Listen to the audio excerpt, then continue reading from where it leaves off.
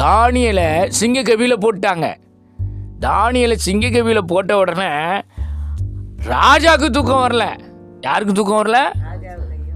ராஜா ராத்திரி முழுவதும் தூங்காமல் இருக்கான். ஐயோ, இந்நேரம் தானியேலுங்கிற ஒரு உருவம் இருக்குமா? எலும்பு கூட மிஞ்சி இருக்காதே.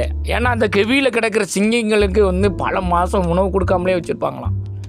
அது கொலை பசியில் இருக்கும். அப்படி பசியாக இருக்கக்கூடிய சிங்க கெவிக்குள்ளே ஒரு மனுஷனை போட்டால் என்னத்துக்கு ஆகும்? சீச்சி, மனுஷனை தூக்கி போட்டாங்க. நான் ஆட்டை தான் திம்பேன், மாட்டை தான் திம்பேன்னா சொல்லிட்டு அது வேண்டான்னா சொல்லிட்டு இருக்கோம்.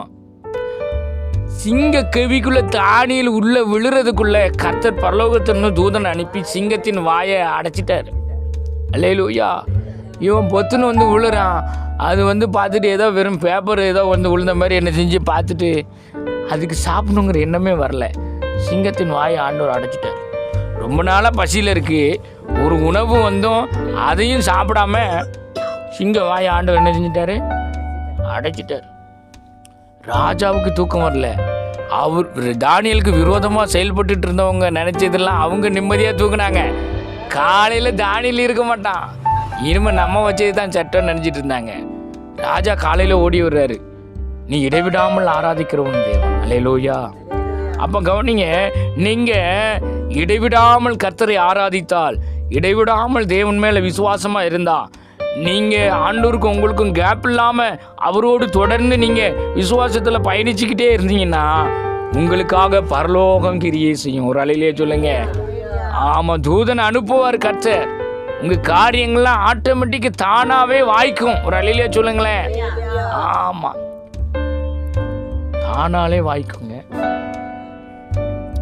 பாருங்க, சட்டத்தை ராஜாவால் மாற்ற முடியல. கதறாரு. சிங்கக்கவியில் தூக்கி போட்டாங்க தானியேலை. பரலோகம் இப்போ எழுதின சட்டத்தை மாற்றி எழுத வைக்குது. தானியேலுக்கு எந்த சேதமும் வராமல் சிங்கவாயை அடைச்சாச்சு. ராஜா காலையில் கத்துறாரு, சத்தம் போடுறாரு. நீ இடைவிடாமல் ஆராதித்த உன் தேவன் உன்னை தப்புவிக்க வல்லவரா இருந்தாரா? ஏதாவது கர்த்தர் உதவி செஞ்சிருப்பாரா? அவனுடைய தேவனை குறித்து அவ்வளோ வல்லமையானவர்களாம் தானியேல் சொல்லிட்டு இருந்தானே, அந்த கடவுள் அவனுக்கு ஏதாவது உதவி செஞ்சிருக்க மாட்டாரா அப்படின்னு ஒரு நிமிஷம் அப்படியே ராஜா யோசிச்சுட்டு இருக்கும்போது சிங்கக்கவியிலிருந்து ஒரு சத்தம் வருது. ராஜாவே வாழ்க. அல்லேலூயா. ஆமா, சிங்கத்தின் வாய்க்கு என்னை கர்த்தர் தப்பு வைத்தார். எப்பா, கெவியை ஓபன் பண்ணுங்க, தானியேலை மேலே தூக்குங்க. இப்போ போட்ட சட்டத்தை மாற்றி எழுத வைக்கிறார். அல்லேலூயா.